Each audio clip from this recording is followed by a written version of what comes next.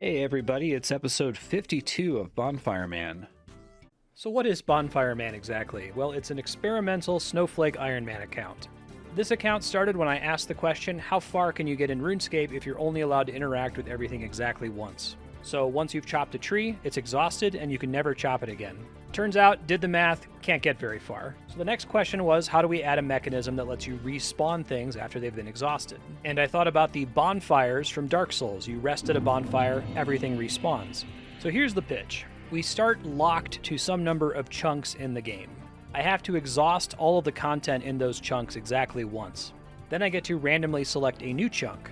When I pass into the new chunk, I rest at a bonfire, respawning all of the exhausted entities in the old chunks. Now I have to do all of that again in the new chunk and the old chunks. The general goal is to just see how far we can take this. I'd like to unlock all the chunks in RuneScape, but I think that's going to take about 10,000 hours to complete. And this account is, by necessity, much more experimental than most Snowflake Iron accounts. This is the part of the video where I speak the forbidden RuneScape words. This account has a flexible rule set, and you click off the video in a rage. But in all seriousness, we need to have flexible rules for the account concept to even work. If you want to check out my rationale for all the existing rules, check out the Google Doc in the description. Let's get to the playthrough.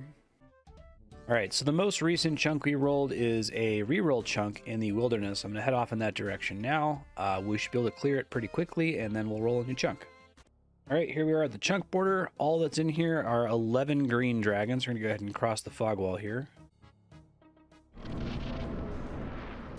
Here we are. I don't know if there's any music tracks here. Music track dark. Okay, so there is a new track. Oh, there are a lot of other accounts here. Curious, there's like 3 other... Jeez. Water rune pickup. I think there is an actual water rune pickup somewhere here. I have to find where it is. I think some of these might be bots. That guy's not. That one probably is, though. Okay, so there's 11 of these and a single item pickup, so I'm going to work on that now. There's like 4 people here. This is crazy. It's like in the morning on a Wednesday.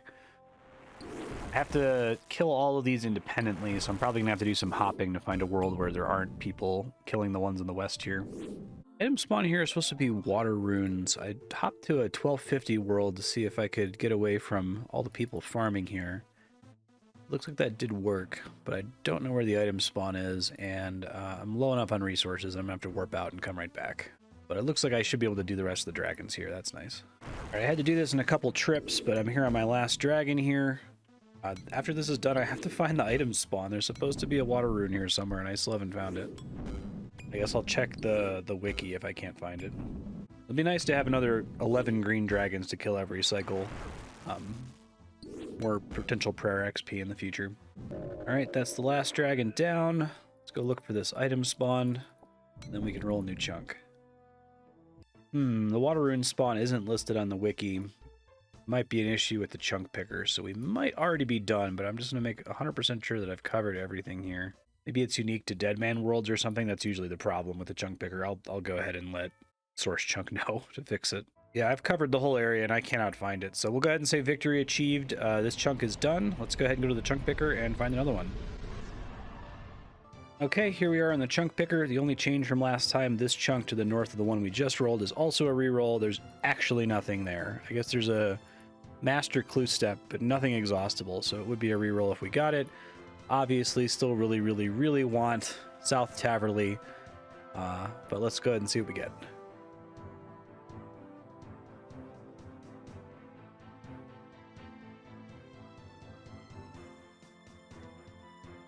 Okay, Frementic Province, that's not bad.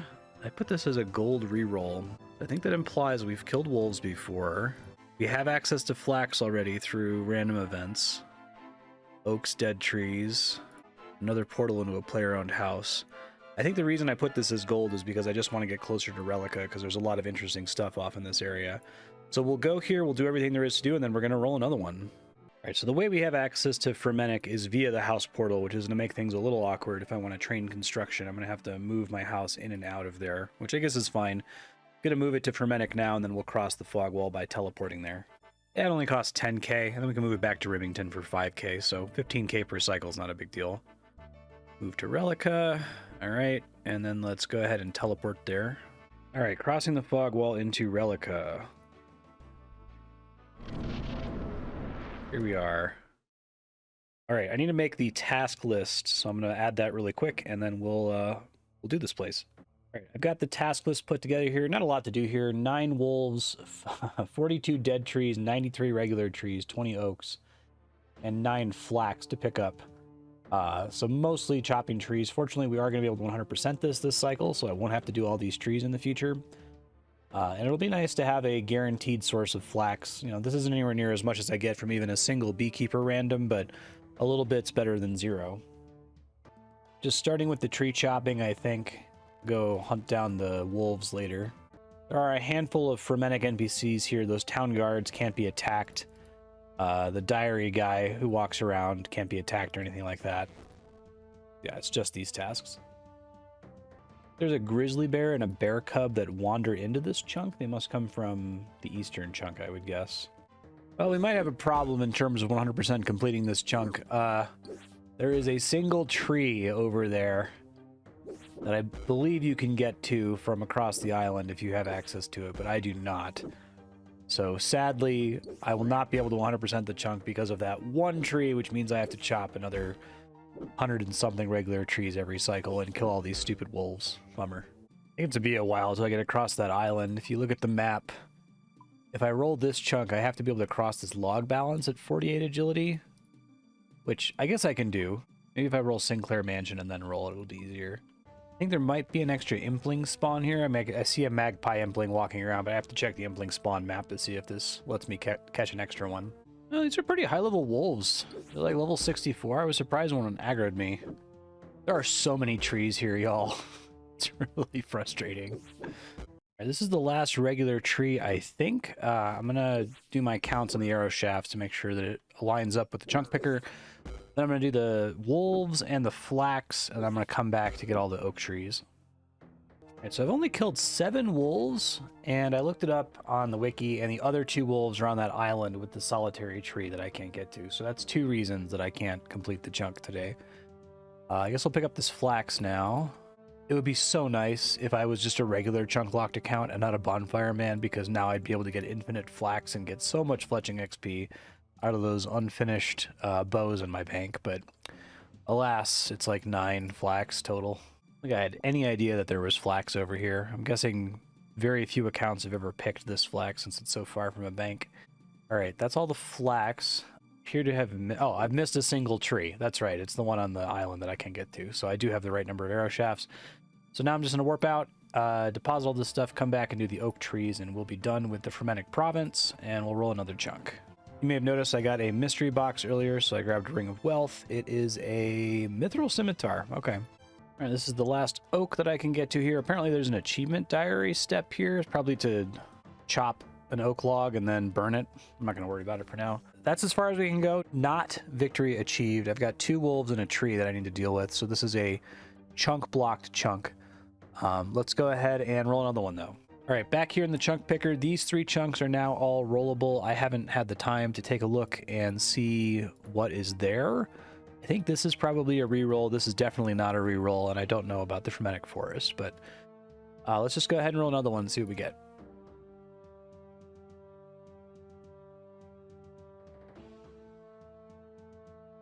Corsair Cove.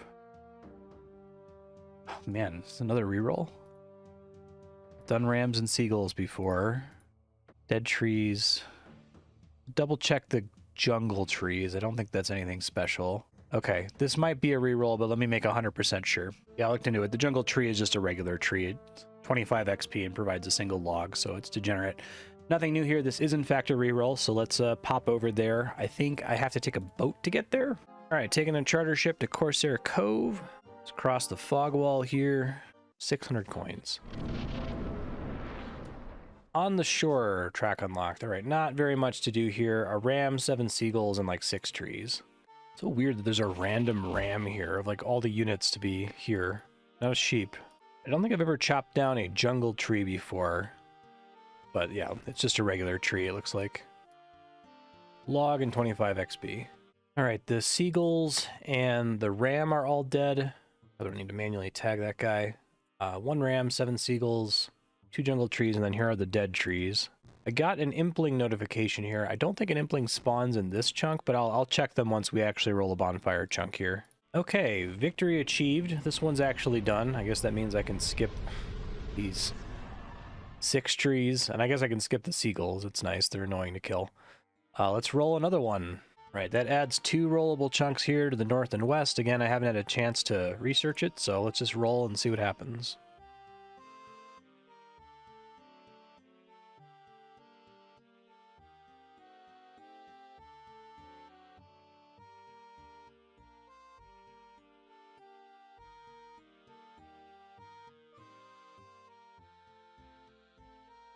I'm so happy.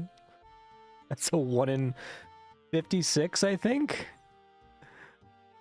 Oh my god. Oh, that's so lucky. Oh, everything has changed. Yeah, it was a 1 in 56.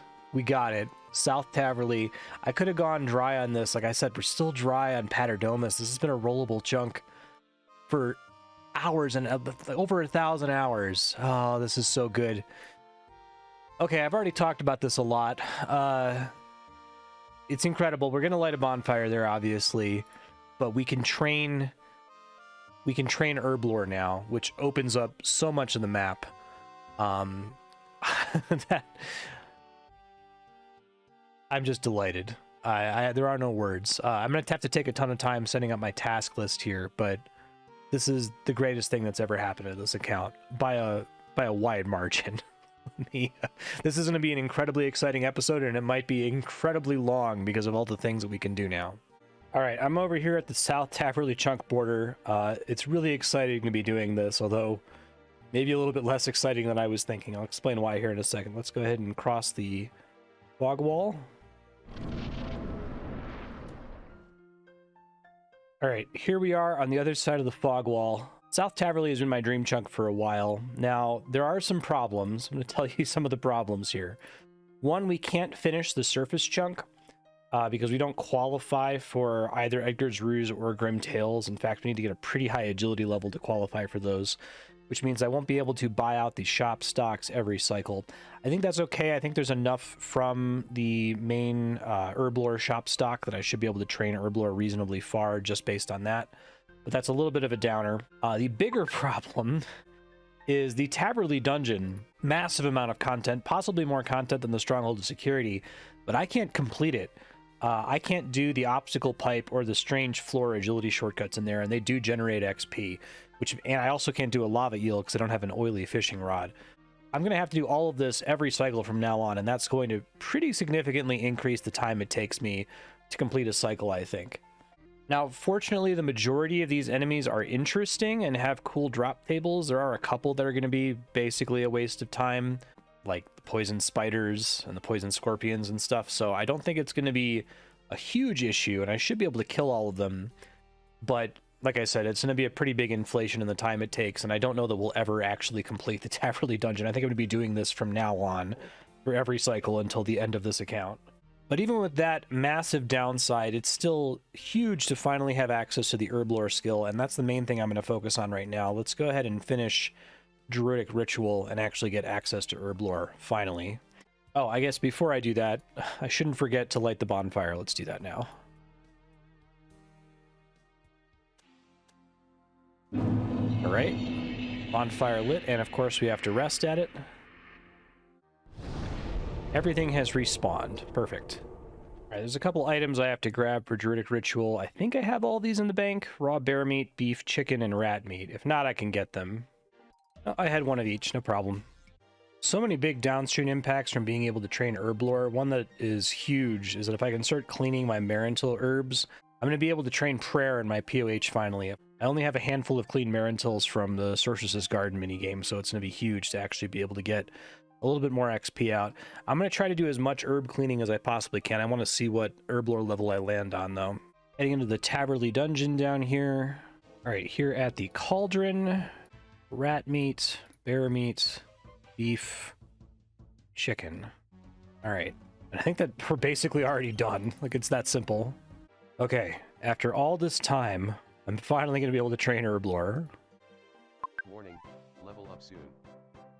You have completed Druidic Ritual. Access to the Herblore skill. Herblore is now level 3. Ah, beautiful.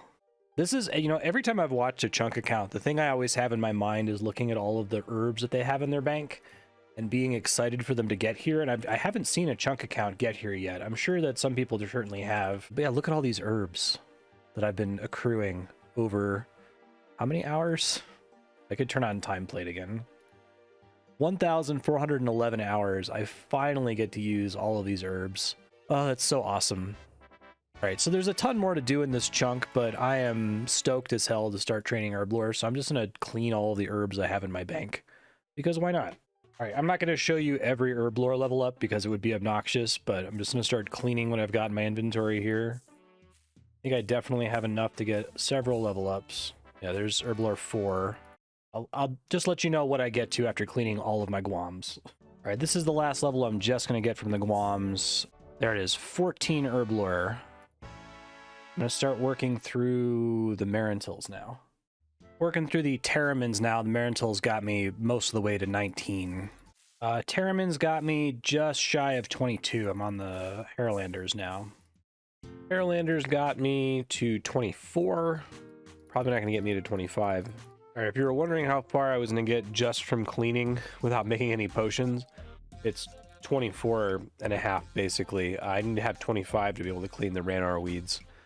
So I have to make some potions to continue here. I need to figure out what my strategy is for potions because I'm not sure I have unlimited access to vials of water. I have to think about it. I'm going to go buy a bunch from Taverley now, and I'll add it to my tracker since we won't be completing the surface of Taverley for a while.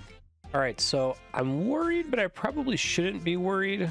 I will run through all of these in like my career, but 750 water-filled vial packs is a lot of packs, so I can probably pretty safely just buy a bunch of these.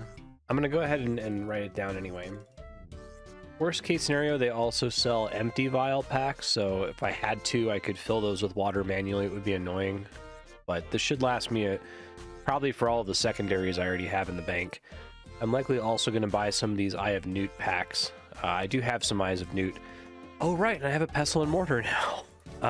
This is huge. I forgot how this chunk is ridiculous, right? Like, now I can actually do Sorceress's Garden. There's a whole bunch of thieving XP that I have sitting. This is like the ultimate break point. It's incredible. Straight to 24 Herblore from all the herbs I've saved for 1,400 hours. And that, we got one of these now, too. All right, so I did 10 Eye of Newt packs for a total of 1,000 and 20 water-filled vial packs. We'll see where that gets us. Probably more than enough. I have to review all of my shops, but I think Eyes of Newt are the thing I by far have the easiest access to, so I suppose I'm going to start with making stuff out of those.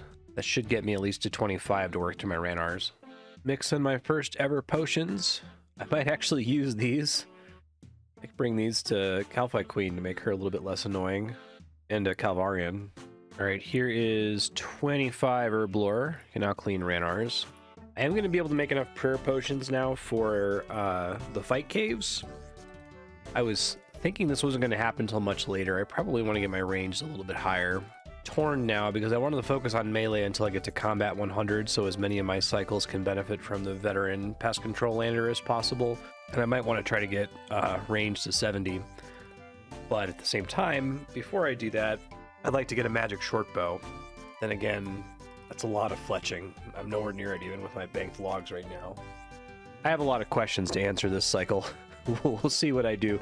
I'll probably finish taking attack to 74 and maybe I'll try to do range to 70 using a U short bow. All right, cleaning Ranarr's got me most of the way to 27. I need 30 to clean Toad Flax, so it's really starting to slow down now. I have to decide now whether I want to save all of my Marantils for prayer training and all of my Terramins until we get Shades of Morton, since we can get a little bit more XP out of Ashes. Probably going to make some strength potions out of the Terramins, just for training purposes. Really starting to slow down here. Hit 30 Herblore from nothing. I can now make Toad Flax, or clean Toad Flax. I need to decide how I'm going to handle this. There's some argument to save some of my Guam and Marantil leaves for whenever we get to Lunar Diplomacy, which is pretty far off, but whenever we get it, we can get significantly more XP per herb out of these herbs if I save them versus if I use them now. But I think so long as using them is going to get me significant prayer levels or significant herb lore levels that I can do more things with my remaining herbs, I should keep grinding away at it. So I'm going to keep going for now. As far as what to do with the Marantils, I don't have much else to use the unicorn horns on. So I think it maybe makes sense for me to grind all of my unicorn horns up, use as much of that as I possibly can because there's a finite number of those that I can pull in every cycle, right? Really glad I've been careful about making sure I always kill my unicorns, I always kill my desert goats. It's all going to pay off now, finally. Oh, right, I forgot. I need to save these to make super anti-poisons at 48 herb lore. I don't know if I can get to 48 without making some regular anti-poisons on the way. Yeah, I got to be really careful with the way I use these secondaries, unless if I have some like unlimited access to them like the Eyes of Newt. Over here mixing the ingredients for the dig site, because that's one of the many benefits to rolling South Taverley. This is going to be a huge episode. I'm really pumped. Still working on making potions over here, but I think I'm actually going to pop out really quick and finish the dig site because it's like 2,000 herb lore XP.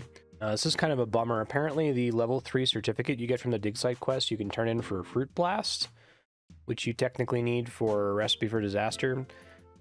You could also get one from the Tree Gnome Stronghold, which is how I'm going to have to get it. But I think I threw it out when I was cleaning out my bank at some point, and I missed out on the opportunity. It doesn't look like you can get it back. All right, we're down here for the dig site. I used the chemical compound on the bricks.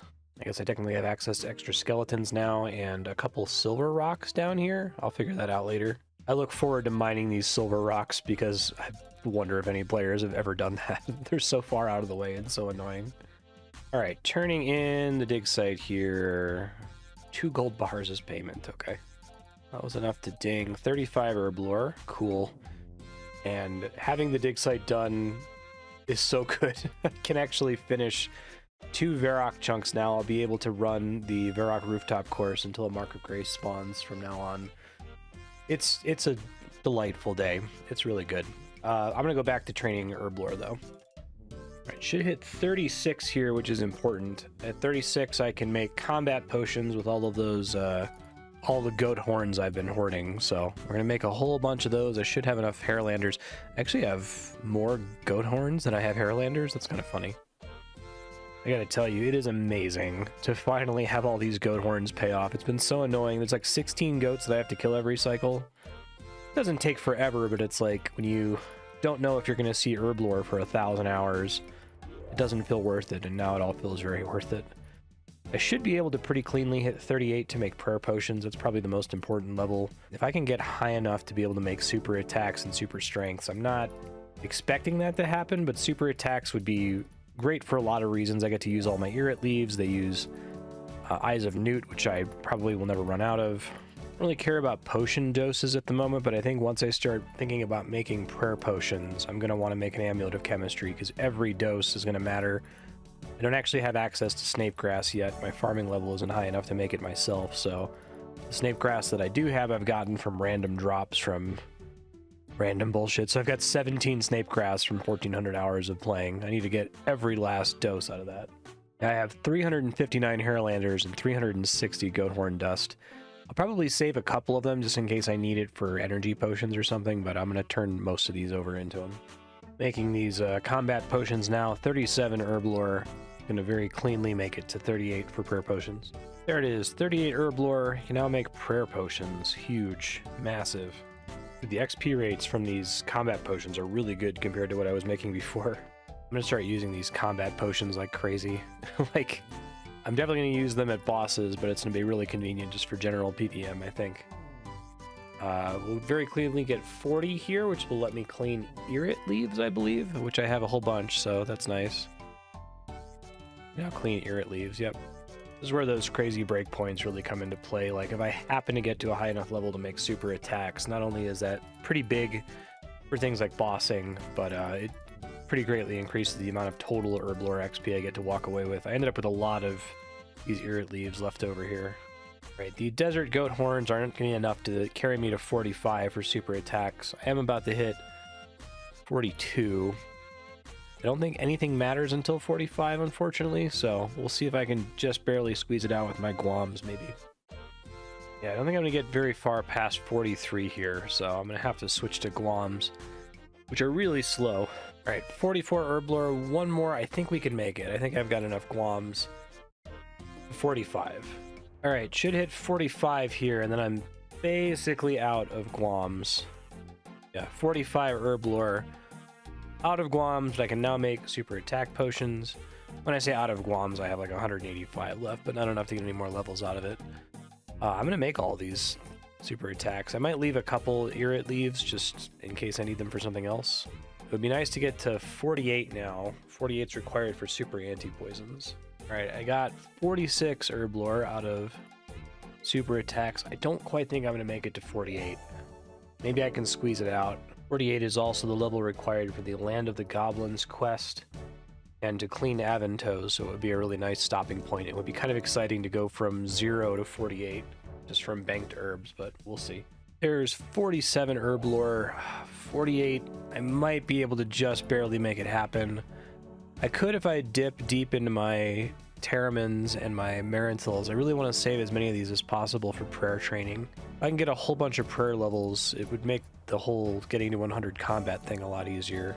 In the pursuit of 48 herb lore, I'm going to try to make my Amulet of Chemistry so I can make the, limited number of prayer potions available to me.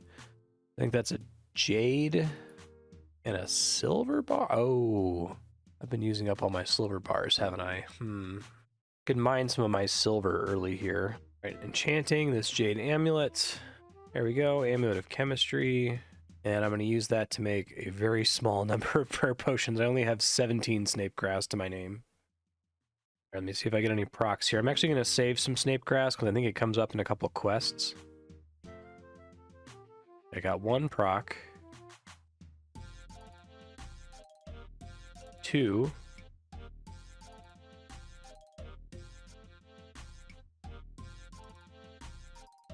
Alright, 2 procs. It's like a 1 in 20 chance, so that's better than average. Let's see how many total prayer plus super restore potions this leaves me at. I still don't think it's quite enough for me to feel confident. I want to go into the fight caves with a full inventory, but it's getting close. I need 2 Snape Grass. I really like that they added this to the plugin where you can see all of the items that you need. Need 1 for Skippy and the Mogres and 1 for Plague City, which is somewhat reasonable that I could run into both of those. So I will try to keep my 0 balance at 2 Snape Grass. Okay, I am effectively out of Guam leaves, Harlanders, and Irrits. Saving some just for a rainy day. I guess I'm going to dip into my Marantils to try to finish hitting 48. I guess it would be nice to have a bunch of regular anti-poisons for stuff like... Never have to worry about it again for things like Calphite Queen. 48 herb lore. Can now make super anti-poisons and clean Aventos. So I'm going to clean all my Avento. I'm going to make a couple super anti-poisons just for shits and giggles. And then we'll get to something that's not herb lore. Alright, making my first super anti-poisons. I think I'm mostly going to end up making super attacks because it's a little bit more efficient. I mean, the XP is a little bit better on the super anti-poisons, but I can get way more Eyes of Newt than I can get Unicorn Horn Dusts. I have to figure out exactly how many Marantils I need to train prayer. I have not a lot of dragon bones, but a lot of big bones that I could try bringing into my POH. I'll think about it. But yeah, we've got about 85k herb lore XP from 1,400 hours worth of saved herbs. Doesn't seem like that much now, but it's kind of cool to go straight from, level 1 to level 48 basically immediately from what was in the bank already. I think going forward, secondaries are probably going to be the problem, although I actually did pretty okay on secondaries for the most part. I'm just trying to conserve things like Limpwort Roots for when I can make super strengths, which isn't until 55, and 55 I think I have to basically double my total XP. I have to do another 85k herb lore XP from here. I'm probably going to start lamping herb lore. I guess you could argue that I should lamp Slayer since I literally can't train it at the moment, and I can train herb lore as long as I'm getting herb drops. But herb lore is such a pain in general, and there's a reasonable chance that at some point I could train Slayer for much longer if I can get a couple more monsters I have access to and am able to routinely Turiel skip. So yeah, I think we're going to lamp herb lore going forward, and the next really big thing on the horizon is 55.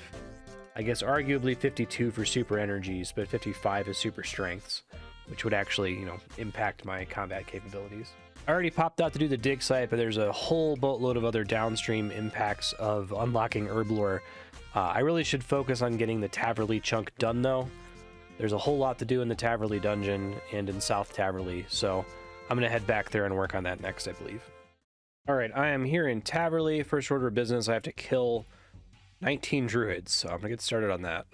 And I keep getting reminded of things that make this chunk amazing. I can do the crystal chest now. I don't think there's anything like exciting that drops from it, but it's still, I can use my keys. That's cool. I looked up the crystal chest drop table, and one of the items is 100 noted coal. So yeah, that's huge. I will definitely go and grab my key once I'm done killing these druids. All right, so I'm missing a single druid. I'm trying to find them. They're probably like upstairs somewhere, unless if they're over here maybe. I also noticed there's swamp toads here, so I'll be able to make my own agility potions. Not very many, just as many as I can gather per cycle, but weird little room over here that you have to like climb over a stile to get to. I have no idea what this is all about. I don't think there's anything over here, right? It doesn't come up in a quest or something. It's so strange. Oh, I found the last druid. He was just around. Okay. That's everybody, and I guess I'm gonna go bank this stuff and then start working on chopping trees and picking stuff up. There are a total of 3 swamp toads that spawn in Taverley, so that's 3 agility potions per cycle, which should probably cover me for all of my agility potion needs if I'm going to be boosting to run courses and that sort of a thing. So that's pretty solid. I'm going to end up completing the Reroll Chunk this cycle, so I'll be able to run the Reroll Rooftop course until a mark spawns. So an important new threshold for me to reach is 50 agility. That'll put me 20 levels above the course and reduce the rate at which the mark spawns. So I'm going to try to do everything in my power to make that happen. I guess I don't have a lot of control over it, right? It's just, do I get lucky on mark spawns and the other courses? This is the last tree I have to chop here, and all the trees are done. I need to do cabbage, flax. I think there's some grain here. Yeah, wheat that doesn't show up on the chunk picker, so I'll have to report that to Source Chunk. So over here trying to hunt down the flax, it's almost undetectable. There's only 3 nodes here, and it's amid all these flowers that otherwise are not lootable. So there's 1 here and 2 down here. Crazy. This is my last task on the surface of Taverley. I'm going to plant this oak sapling. I guess just raking it is enough to consider it interacted with. Here we go. Hey. Cool. All right, so the only thing left to do here, I do qualify for Edgar's Ruse that requires 31 herb lore. So because we only have to meet the skill requirements, we're good there technically. Grimtails, though, requires 52 herb lore and 59 agility, which I am still quite a ways off on. So we don't get to call this a completed surface chunk. I guess actually I mentioned that wheat that's missing from the chunk picker, so I gotta go pick all of that. I'll go work on that real quick, and then we can call the surface done, and I can start the very long process of doing the Taverley dungeon. I think this is going to, not gonna like double the time it takes me to do a cycle, but having to kill all of these is gonna take a really long time, I estimate. All right, this is the last wheat spawn. I had to leave to bank some of this. 24 plus, so it's 28, 32, 33, 34, 35 wheat. I'll let Source Chunk know. All right, the surface is done. I'm gonna go gear up to do stuff down in the dungeon. Be down there for a while. All right, if it looks like Ferox Enclave to recover my run energy, and then Games Necklace to Burthorpe and run down here. I'm just about run out of run energy when I make it here in full combat gear. I have no idea what I'm going to start with. I'm so used to having 70 agility to go through this obstacle pipe. Like, I've never played the game without getting agility right away. So I guess I'll just start killing skeletons and stuff. This agility obstacle over here is why we're probably never going to finish this dungeon chunk. It's 80 agility, and it does give XP. All right, I'm naturally running into some ghosts. I'm considering ghost critters because they don't drop anything, but I'm going to kill them on my first cycle. On my last cycle here, I probably should have the ectoplasmator to get some prayer XP out of them, so I'm just going to run past them for now. I think I'm going to get an attack level on this bat. 74 attack. Well, we got bots up here. You can always tell by the gear they're wearing. See if I can hop and find somewhere without any bots, maybe? Yeah, no bots on the 1250 world. Makes sense. All right, ton of Black Knights here. Unfortunately, I don't think they count toward the Falador Elite Diary until I'm able to actually start. I think it's Wanted as the quest, so I'm going to end up killing thousands of these guys, and it's not going to count towards my White Knight ranking, unfortunately. I don't think I've ever killed these magic axes before. What do they drop? An Iron Battle Axe. Okay, well, At least they always drop an iron battle axe. That's a little bit more interesting. How many of them are here? 7? All right, so that's 14 extra iron, I think, in the Giant's Foundry per cycle. It's pretty good. Does mean more trips because I have to leave to bank them, but... All right, I have close to a full inventory, so I'm going to try to pick up the Dusty Key before I leave here. Getting a couple more music tracks down here. That's cool. I believe we have to kill this jailer guy. He drops a key. I think we don't ask for a reward, and that's how we get the key. Yes, please. There we go. Cool. Dusty Key. Got it. All right, I gotta go bank and come back. Fighting the Chaos Dwarves over here, bringing back memories of my main account. I think I did a Slayer task here one time, because I had to save spot them. I save spotted everything for no reason. It was really funny. So, small mistake here. I'm working on killing these Black Knights. I didn't realize that you need this guy's key to also get into this cage where there's a couple rats and 2 dwarves. And I don't want to kill them again, because it would break my rules. So I'll probably just find some other dwarves and kill 2 extra ones to make up for it. Alright, most of these knights are dead. I'm at the interesting phase now where I have to find 2 missing ones that I haven't killed yet. Found one. The last one must be outside this area, maybe? I'll check. Oh, I found him. He was just wandering around inside.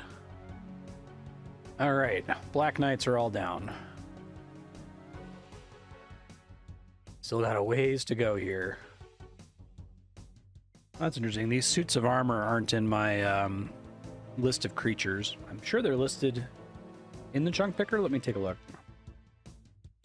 It looks like neither of them have any drops, so they'll just count as critters, but I'll kill them for completion's sake. My god, but it's an insanely long walk to get here if you're doing this with the Dusty Key instead of the agility shortcut. Alright, there's 12 baby blue dragons I can get to. If I have this bell icon, that means that it's a Slayer task only, so it's not going to count towards completion. First blue dragon is down. Should get enough blue dragon hide to make a full set, which is nice. Alright, I've killed 6 blue dragons so far and 4 baby blue dragons. This is going to be really slow because I got to walk all the way back the long way every single time. But we'll pull it off. Alright, so I compared this place to Stronghold of Security, and it's really not that bad. And it might get bad now because I have to do 24 black demons that I have to protect melee on. But everything up to this point has been pretty reasonable. You know, I've been at this for a while, but it hasn't been like, you know, crippling like it was when I first went to Stronghold of Security. So I can probably manage this. It's an extra few hours though. Okay, we're on the last black demon. This really did take a very long time. There we go. I think that's probably the hardest thing that's down here other than the black dragons, but there's only 2 of those that I can get to, so that shouldn't be too bad. These poison spiders don't drop anything, and they're super annoying. I think they would count as critters, but I'm going to kill them since it's my first cycle here. There's 8 of them I have to deal with. Probably need to bring an anti-poison next time to make this less annoying. Should be the last poison spider here. All right, oh, actually, no, there's one more. Count was off. I have to tag them manually since they don't drop anything. They don't get registered. These are level 45 monks of Zamorak. I don't think they don't have anything special. They just drop normal Zamorak drops. Tempting the black dragons here, which may be a mistake while I'm poisoned and low on supplies, but we'll see if I can get at least 1 kill in so I can warp out of here with it. Also, Blade still hits them like a truck, which is nice. Yeah, I gotta get out of here. This isn't worth it. Come back with food. All right, black dragons, attempt number 2. I'm gonna run out of food before I kill one of them. They're nasty. At least I can partially kill them and come back and finish them off, I guess. Okay, I'm in 1-shot range, so I gotta warp out, but it's almost dead. Such a long walk to come back here, though. Oof. Alright, round 3 with these guys. The darker one's almost dead, so I'll try to get him first if I can. First dead black dragon. Oh, which is a task. That's cool. Might actually matter, because if I can get that easy combat task and I can roll that chunk, I'll get a few more points from pest control. Let me try to kill the other one now. Alright, got the second one dead. Almost ran completely out of food, but I pulled it off. That might hurt really bad. That could have been really bad. I wasn't praying when he hit me with dragon fire there. So black dragons are done, or at least the ones I can do. So that really just leaves the dwarves that I have to make up for somewhere else. The ghosts, the hellhounds, and then some rats and spiders. Well, I was hoping to do the hellhounds in this same trip, but I got poisoned on my way running over here, and I don't have any way to deal with it, so I might just be hosed. Probably should bring a single dose of anti-poison since I have plenty of them. I'll see how many kills I can squeeze in here. First Hellhound down. They're less terrible now? Oh, they're also worth a point. Okay. Yeah, that makes actually getting the easy tier of combat achievements somewhat reasonable. I have to go for as many as I can the next time I get a Giant's Key or a Mossy Key, though. Alright, this is my last Hellhound here. After this, dwarves, ghosts, rats, and spiders, and then a bunch of random crap. Most of this I can't do. I don't think I'm a high enough level for Charge Fire Orb. I can't do either of these agility shortcuts. Don't have an oily fishing rod. Should be able to pick up most of the items if I haven't already. And there's 4 dead trees down here to chop, would you believe it? I'll probably be one of the first people to ever chop. I'm gonna pop in Cerberus's lair. I don't think we're ever gonna fight Cerberus on this account. It is a separate area. There's, I think, is it 3 or 4 Cerberus instances in here? It might only be 3. Oh, that's weird. This is not treated as an underground chunk. Huh. Well, whatever. I unlocked the music for it. It looks like it's 3, so I can correct that, but we're never gonna get a high enough Slayer to be able to fight this boss. Back to clean up the dregs here. I gotta kill the rest of these spiders. That's the last one. Go find the rats. Got my axe for these 4 dead trees in here. Oh geez, I hope they're all in here. They are. Okay, thank God. Then I brought an ectoplasmator for the ghosts. It's funny, I got a clue nest. I'm gonna kill a couple of the dwarves that I usually skip to make up for these 2 dwarves that I can't get to this cycle now. Alright, so I got the same problem with the rats here. I'm just gonna use fungibility for it since I can't get back in there. That's 4 dead rats. And I'll go deal with the dwarves, and then we're done with the Taverly chunk and can start doing the rest of the cycle. I never kill these surface dwarves, so I'm just going to kill 2 here to make up for the ones I can't get through down there and call it penance. I'll know better next time to hold on to the jail key. Alright, we are basically done then with the Taverly dungeon and the Taverly surface. Didn't 100% complete either of them, so we're going to have to do all of that in all future cycles. But before we start working on the rest of the cycle, let's go ahead and talk about the objectives overview in the chunk map. Alright folks, let's talk about the state of the chunk map. As usual, if you don't care about this, there should be a timestamp for you to skip back to the playthrough here. Starting off with 100% completed chunks, we've exhausted everything there is to exhaust in each of these chunks at least once in the past, or as of this episode. A couple of these are new, like the East Green Dragons chunk in the Wilderness, along with Corsair Cove down there in the southeast. Some of these I'm projecting to complete with today's episode. So those are Varrock Square, East Varrock, and the Bedabin Camp chunk. The reason we're finally going to be able to complete these chunks is because we just unlocked Herblore. Herblore was an indirect blocker for all of these chunks. In Varrock, the lack of access to Herblore was keeping us from cleaning finds, which is an exhaustible task in the museum that's blocked by the dig site. And the Bedabin Camp was blocked because Desert Treasure starts in that chunk, and one of the prerequisites for Desert Treasure required an Herblore level that we didn't have access to. We only need to meet the quest requirements for quests that start in a chunk. We don't also have to be able to have all of the chunks unlocked to complete that quest. And now that we have Herblore unlocked, we do meet those requirements. The main benefit of 100% completing a chunk is that that chunk becomes optional on all future cycles. I'm no longer going to have to kill the Ukthonkis, random desert wolves, or Bedabin nomads in the Bedabin camp, for example. But the other benefit is to certain skilling nodes. We can chop trees more, we can fish more, we can do more thieving activities, we can mine shooting stars to depletion, we can run more laps at agility courses, and we can buy out shop stocks in 100% completed chunks.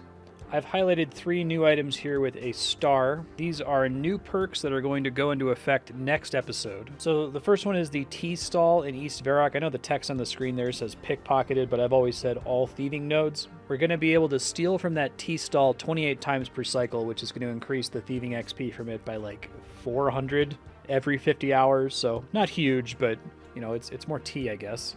There is a shooting star that drops in Varrock Square.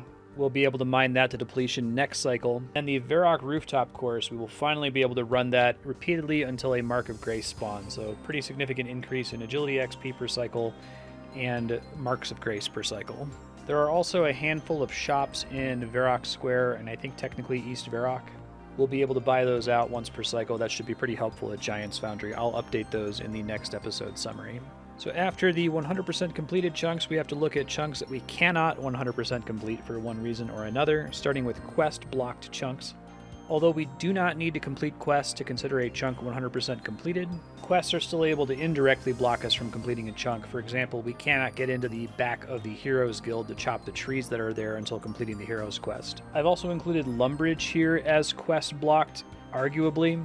Prior to this episode, Lumbridge was absolutely quest blocked because I didn't have the Herblore levels to qualify for a recipe for disaster. Now that Herblore is unlocked, believe it or not, I actually have all of the skill levels necessary to do recipe for disaster, which is insane on this restricted account. What we don't have though is the quest point total needed to do it. Quest point requirements are relatively uncommon. I didn't think of them when we were coming up with the rules for quests and chunks. Honestly, I figured that Herblore was going to be locked basically forever, and that would be the main thing blocking us from doing the Lumbridge chunk. But I think it's in the spirit of the rules that I have to meet all of the prerequisites to do a quest in order to call the chunk 100% complete. I still have a long ways to go in terms of meeting that prerequisite for Lumbridge Castle. After quest-blocked chunks, we have skill-blocked chunks. These are mostly the same as before. I need Slayer 40 to qualify for Rag and Bone Man 2 up there in Silvaria. I need an ungodly high construction level to build master stashes in the 2 construction blocked chunks. I need agility 70 to run the Polnibnich rooftop course. And the South Taverley chunk is a new one there. It's blocked by needing agility for the Grim Tales quest. I also need 52 Herblore, but I think I'm going to get 52 Herblore before I get 59 agility. On the subject of skills, Slayer is still blocked from being actively trained. I have a Desert Lizard's task that's not accessible to me right now. Even though I have access to Turiel, I can't re-roll it because Desert Lizards are one of the tasks that he offers. After skill-blocked chunks, we have item-blocked chunks, which has finally changed after many episodes. The 2 chunks in the Soul Isle require a bird snare and a big fishing net to complete. And the new one, sadly, is the Exam Center. I thought I was going to complete the Exam Center this episode, but I was wrong. There is a hard stash there that I do have the level to build, but I don't have the teak planks to build it. There's a couple ways I could get teak planks. Probably the easiest right now is a random drop from the gambles at Barbarian Assault, but we'll have to get lucky on that. And then to wrap things up, chunk-blocked chunks. I can't complete these because there's content that requires adjacent chunks to get to. In this case, the big one is that the Fremennik Province chunk actually requires 2 adjacent chunks to get to the little corner where there's a tree and a couple wolves to kill. And I think that concludes the overview. Let's get back to the playthrough here. Right, just got done decanting some potions. I have bank space problems now from unlocking Herblore because I have so many herb doses that I'm just sitting on. I'm gonna have to figure out a plan for bank space going forward. What I'd like to do, though, I think I can qualify now just barely for the easy Varrock diary, which would be really nice to get the Varrock chess piece, which would give me a chance to get double ore in certain situations. So I'm gonna work on that. It might depend on me getting lucky at the cleaning finds minigame, which I can do now. So I'm going to go scope that out. I don't actually know how much find cleaning I can do. Okay, so I can get a cleaning kit off the wall, and I'm only just now able to access this. It's been so brutal that this has technically occurred over a chunk boundary right here, because it was blocking me from completing both this chunk and this chunk here. How many finds should I be allowed to clean? I'm just going to drop these. I'm just doing it to test how this works. I guess if you click on one of these, your character just continually gathers them automatically until you hit a full inventory. So maybe the answer is I get one of each this cycle because this chunk isn't complete yet. And then next cycle, once both chunks are complete, I can do a full inventory from each of the dig site specimen rock nodes, since I can click them until I get a full inventory. I think that's probably fair. That's still, you know, not insane in terms of what it's going to produce for me. I have to manually destroy all of these. I didn't realize you couldn't just drop them. Okay. Yeah, so I think I get 1, 2, 3. It's so weird that that one's bifurcated, but this one isn't. 3 uncleaned finds this cycle, and then assuming I 100% both of these chunks, then I can do 3 full inventories of uncleaned finds per cycle. I think that's pretty reasonable. All right, I got it down to 3. I guess whether or not I can get the Varrock diary depends on whether I get lucky and get some kudos from what I'm cleaning here. So let's see. That might all be garbage. Let's see. Found something interesting. Display case 22. I put that in display case 22, and I think that just barely gets us enough kudos. So I got lucky. And then next cycle, we should be able to get the rest of the possible kudos, I assume, from that many dig site searches. I turned in my other crates. I ended up getting a single pot and 5 coins, so nothing great. Talking to the curator here should give me a diary step. Oh, do I have to like comment on it here somewhere? There it is. Easy task. Okay. I need to buy a newspaper, give a dog a bone, spin a bowl, and that's it. All right, buying a newspaper here. Okay, I have to find a dog and then spin the bowl. Here's a stray dog. Very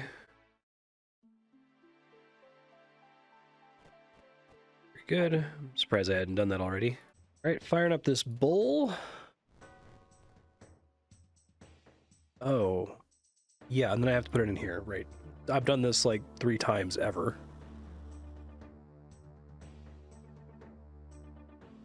Hey, you completed all the easy tasks in the Varrock area. Okay, let me go pick that up. I've completed all the easy tasks in my Varrock achievement diary. You have a 10% chance of mining 2 ores at once up to coal. I think that actually goes up to gold, apparently. 10% chance of smelting 2 bars at once up to steel in the Edgeville furnace. And there's battle staves. Okay. This is actually pretty significant for me, believe it or not. Oh god, that looks so stupid. That looks really dumb. Probably not going to wear that except when I absolutely have to. And I got a lamp, which I guess... I think it goes on Herblore. I got to think about this. Herblore makes the most sense, but for my restrictions, I don't know. I guess eventually I'll be able to train Slayer a decent amount. It's a hard call. You know, I think it's actually Slayer, not Herblore. My reasoning is that if I really need to like go hard on Herblore, I can expand the number of NPCs that I kill every cycle. I have some wiggle room. I have no control over Slayer at all. Even if I eventually get Desert Lizards and I can, you know, control Turiel a little bit, Slayer is so unpredictable and I need to get certain Slayer levels to have access to quests. So I'm going to go ahead and pump it into Slayer. Slayer 37. Can now kill Killer Watts. That maybe was a mistake. I don't think I want to kill Killer Watts. Now I can, though. This is a crazy cycle.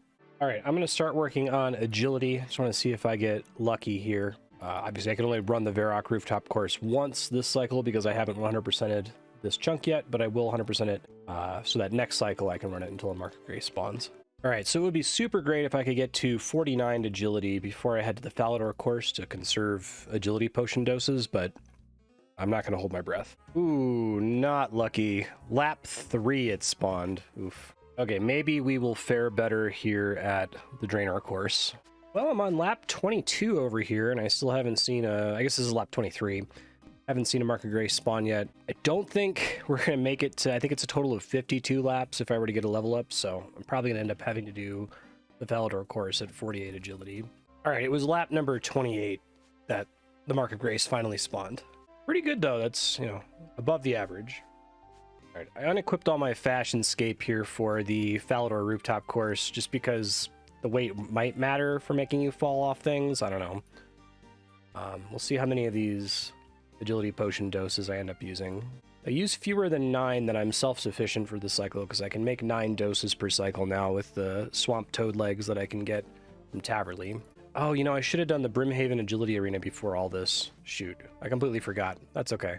I added it to my task list here on the right and put it at the top so I'll remember next cycle. Well, I'm on lap 6 and it hasn't spawned yet. No, I'm not going to get the reduced Mark of Grace spawn rate here. I need to get to 70 agility for that. But I think it's actually a pretty low spawn rate on this course in general. So we got kind of unlucky last cycle. I think it spawned on like lap 2 or 3 or something. It looks like it just spawned on lap 7. And I should get the level up here as well right now. There it is. 49 agility. There's the Mark of Grace. Ended up using 4 doses, which isn't bad at all. Come out ahead then. And I guess I'll head to the agility arena after this. All right, I'm here at the Brimhaven Agility Arena. I did the math. I think if I get 25 tickets, it's like 8,000 and change Agility XP, which would get me really close to 50 for doing the Rogue's Den. Again, this is an insane cycle. It depends on how much XP I get from running the obstacles, so we'll see how this actually goes here. All right, getting the last of my tickets here, and I think there will be enough XP if I turn in 25 tickets to get to 50 Agility, which will let me do the Rogue's Den, so that's pretty great. I'm going to leave now and go get those tickets together. Okay, cashing in 25 tickets for experience. There it is. Agility 50. Doesn't mention Rogue's Den, but I can do Rogue's Den now, which is huge, massive. I think I've ruled I can only do it once per cycle. Like, I think it's something like 11 cycles, even if you count the times you fail. So it's gonna really suck if I fail. I really just want pieces. I could come up with some shenanigan to be like, well, you know, if you get to the end and you don't get a piece, it doesn't count. But let's just do it as is and hope. So the Rogue's Den is exciting because I can get the Rogue's outfit, but almost more exciting than that is that I can now sell things to Martin Thwaite, who buys things for high-level alchemy price. Looks like nobody's using him right now. I'm kind of shocked. That's pretty huge. It's a pretty big deal. I guess I can get this lockpick. I might sell my unstrung longbows to this guy, get some extra money. I'm glad I've like saved them and not done any shopscape selling for a very long time, like probably like 1,000 hours. All right, I'm here at the entrance to Rogue's Den. Hey folks, Future Marstead here. Apparently forgot to record my ruling for Rogue's Den. I think the rule that makes the most sense is that I can loot the safe at the end once per cycle. If I fail, I can attempt it again, but I can't fail on purpose in order to farm for XP. In the same way that I can like fail to kill the Calphite Queen and still go and try her again until I get one kill. In here for real now. Guess you don't get XP for individual tasks in here? Question mark? I'm not actually sure about that. This might be less miserable if I'm not like grinding it out back to back. If I only can do it once every 50 hours, it's just going to be really sad when I don't get a piece. I think you have just enough agility to make through at 50. I hope so. I've never done this low of an agility score. Oh, son of a bitch.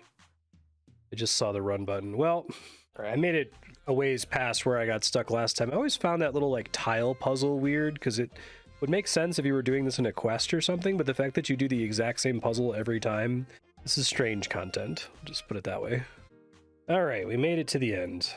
Let's see if I just want a piece. A piece for my first attempt, please, game. I'm begging you, please. Wait, no, that's the bad one. God damn it. Wait.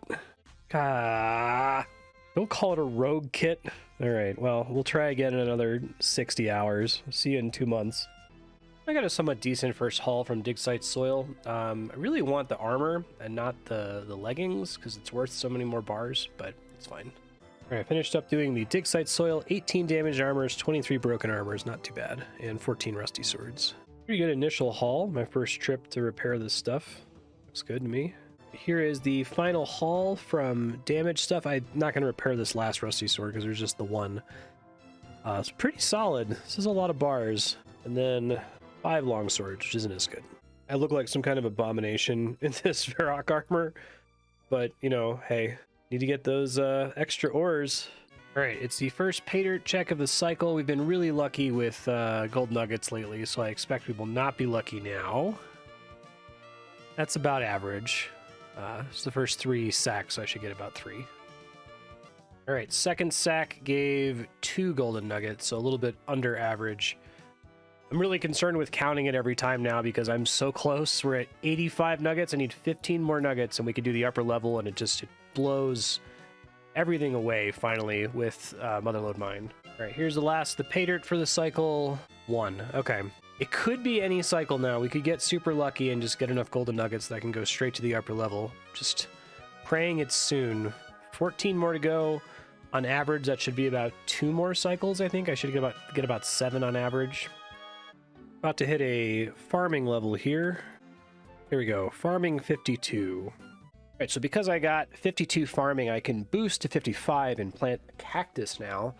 I do have 3 cactus seeds, and I could just leave the 3rd cactus seed planted indefinitely until I get another one and just harvest the spines once per cycle. It's just some extra farming XP, and it's another patch I haven't been able to use until now, so it's kind of cool. All right, boosting, planting. I guess I don't need to super compost it, but super composting, then I'll pay to protect it. It's really cheap to protect. It's like 6 cadaver berries or something. Got a Quizmaster random here. I'm on my way to a bank so I can finally turn in my squirk juices. I'll also open up the mystery box here in a second. All right, opening this mystery box. A body rune. All right, so I've been trying to think about what I want to do with the squirk juice. Obviously, what makes sense would be to just turn all of it into thieving XP immediately, but I think there's some argument to save 2 squirks, 2 summer squirks, in case I ever need the thieving boost. It's a +3 thieving boost, which might be really necessary for me to like complete a chunk or a diary step or something. However, I only need 2 of those to get the boost, and that's only 2 cycles if in case I, got really close to one and needed it later. I think getting the thieving XP now is better because there's nothing on the horizon that's going to require a thieving boost. I can look at the thieving level up tree really quick just to make sure. Paladins might come up if we roll into Arduin because we're somewhat close to rolling into Arduin, but I suppose if that happens, if I dump a bunch of thieving XP, I might actually get close to 70 anyway. And I think worst case, if I had to wait 1 cycle to get the squirks that I need to make a boost, I could just do that. All right, it took me 1,400 hours to get a pestle and mortar. Wonderful. Finally getting some squirk juices here. Even though this represents many, many cycles of work, I think this is going to represent probably less thieving XP than you might imagine. Only being able to get 1 squirk per cycle is pretty punishing. You need like 5 winter squirks to get a single juice. All right, I'll show you the totals here in a second. Might be able to turn this all in one inventory, question mark. That's everything right there. It's not a lot, it turns out. It's like 8 winter squirk juice, 7 autumn squirk juice, 9 spring, and then 2 summer. I'm going to turn that all in and see how much thieving XP we get. I'd like to talk about squirks. I have squirk juice for you. 37,400 thieving XP. Not even a level up. 1,425 hours, not even a level up. It's still a ton of thieving XP. That's a pretty big boost over what I usually get, so it was cool to turn it in like that. Doing fishing trawler real quick. See if I get lucky here. Not as concerned about the angler outfit as I am about the rogue's outfit. Nope. All right, I am at Martin Thwaite's shop here, which I'm only able to access because I have 50 agility finally. And I'm going to see how much money I can make from all of my banked vendorable crap that I don't want to spend a bunch of time alching. I think my nature runes can be better served on higher value alchables like, I don't know, rune arrows or something. I did just get a plugin that lets me figure out the profits from selling certain amounts. Average. How many world hops are needed? 196 for 639k. That's a pretty cool plugin, actually. It's very helpful. And I guess I can try to like calculate world hops here, because I'd have to do 1,963 world hops to get the most value out of the oak longbows. It doesn't get me that much more value for significantly more work. I think I'm just going to try to do sell 10 for each of these. I think I can do swap left quick, sell 10 on all of them. I'll just do that until I'm down to like a single stack of things. And we'll see how much money I end up with. Let me deposit my current cash stack so we can see exactly how much I get from doing this. Having the menu swapper for selling things to shops is honestly such a godsend. All right, here we go. Depending on how much I get from this, I might buy bank slots. We'll see. I'm definitely running into bank problems now that I have Herblore unlocked. I was able to deal with bank issues on my main without ever having to throw anything away, but I'm still over here slowly but surely working through my stacks, and it occurred to me I should probably be selling these cut gems as well, and I probably should have been doing this from the beginning. There is a lot of money tied up in these, and I don't think there's much I can do with them other than vendor them.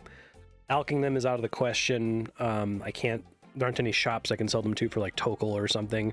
I'm going to reserve some of them obviously for making jewelry, but I have way more cut gems than I'll ever need for jewelry, so I guess I'm just going to start selling 10 of these at a time as I work through the rest of my stacks, and then we'll see how much money that leaves me with. And maybe I'll just hold on to the diamonds.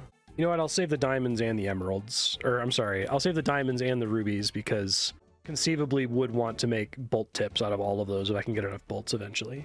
Okay, I spent probably way more time on this than I needed to, but I am done. I did vendor a handful of rubies. I left myself with like 2,000 though, which should be more than enough with the rate that I'm accruing them here. Ended up making 3.2 million GP, which means I can probably spend a little bit on getting a bank space upgrade. I should figure out what all space I can actually save. I can probably dump all of these Rag and Bone Man 2 bones and just like partially do Rag and Bone Man 2 to get rid of them. Getting my Sudoku box, I like doing all my shop stuff at the same time here. It's not too bad. Over here saving myself like 10 bank spaces, I guess.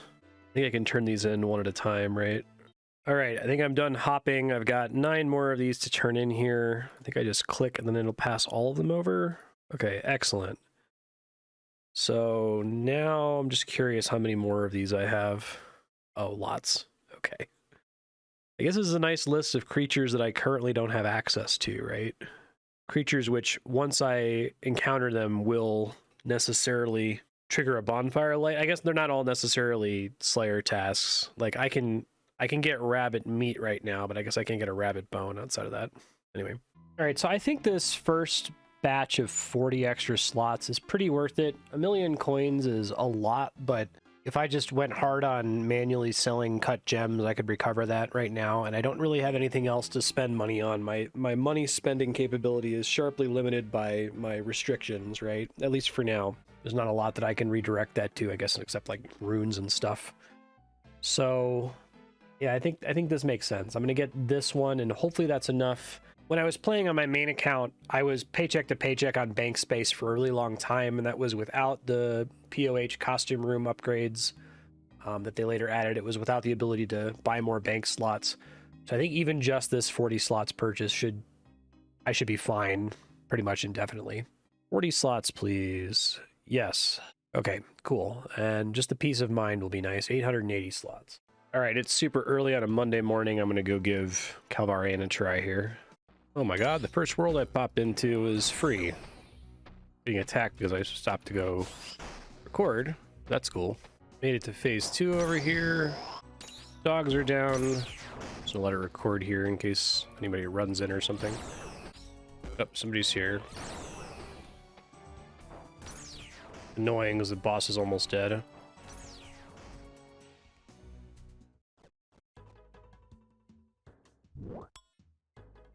Well, Ferox Enclave teleported, came back, and the boss hasn't been killed, and I don't think has been attacked. I guess the dogs are back, so finish the dogs off again, and then I might have it. We'll see.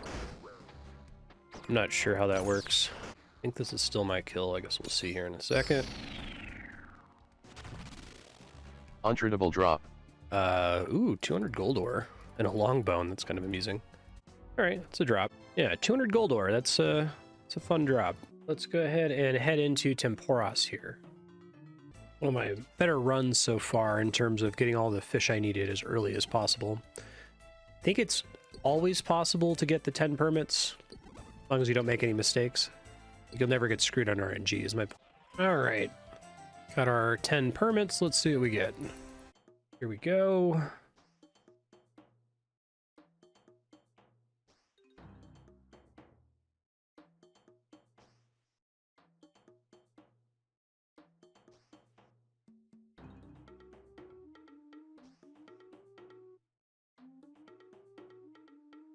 Nothing exciting. That's okay.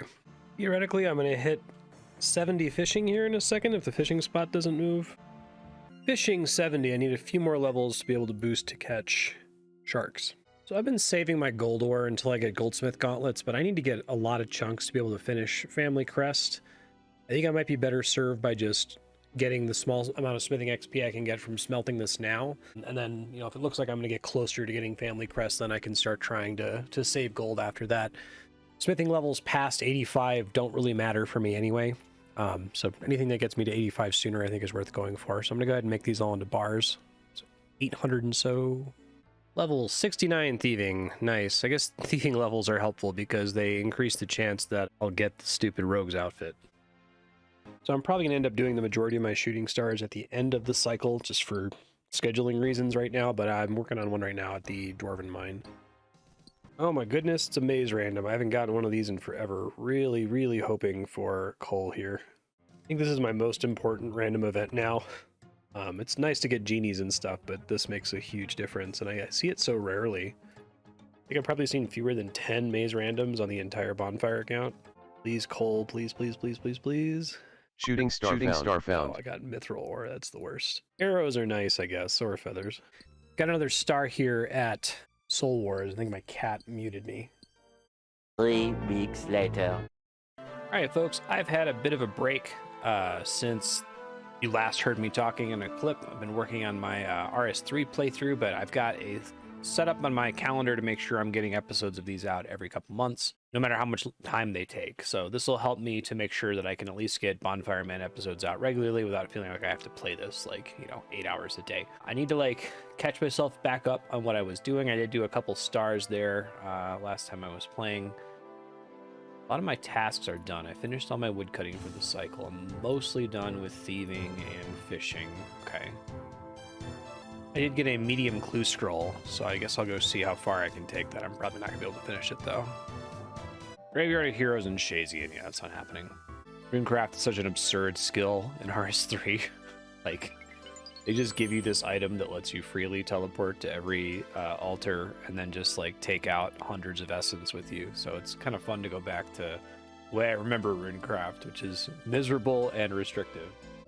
Also, I'm out of run energy, which is, like, I'm happy about this. Like, RS3 is effectively made run energy infinite, and in some cases is literally made run energy infinite, depending on what you do. And I don't know, obviously it's convenient, but like having to manage run energy feels like it's a really important part of old school and like the entire purpose of a huge skill. So well, as soon as I stopped running, I was like, wait, what? Why am I moving? Oh, right, old school. Okay, it's good to be back. I like this game a lot. Oh, this account is so pure.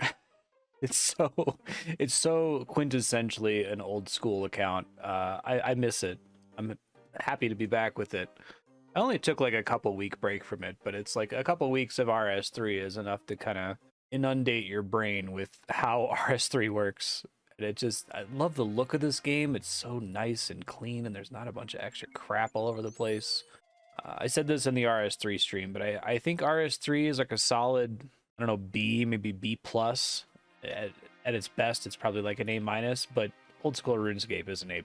This game rules. It's pretty perfect. I have a few gripes about the community here and there, but it's nothing that like makes me not want to play it. I'm really excited to see more of this game's content.